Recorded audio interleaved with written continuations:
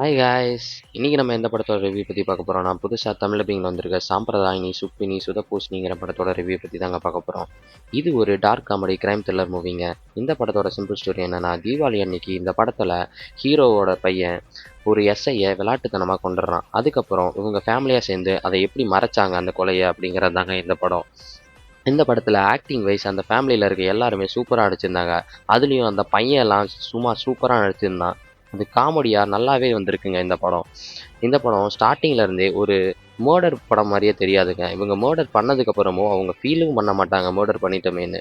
அது ஒரு காமெடியாகவே ஸ்டார்டிங்லேருந்தே எடுத்துகிட்டு போனதுனால இது ஒரு நல்ல படமாகவே வந்திருக்கு. என்ன தான் யூஸ்வல் ஸ்டோரியாக இருந்தாலும் ஸ்க்ரீன் ப்ளே வைஸில் காமெடியாக நல்லாவே கொண்டு போயிருந்துருக்காங்க இந்த படத்தை. ஏன்னா படத்தோட கிளைமேக்ஸ் ட்விஸ்ட்டும் சூப்பராகவே இருந்துச்சுங்க.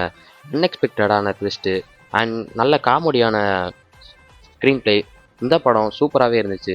செக் அவுட் பண்ணி பாருங்கள். சாம்பிரதாயினி சுப்பினி சுதபூஷணி ஒரு நல்ல படம்.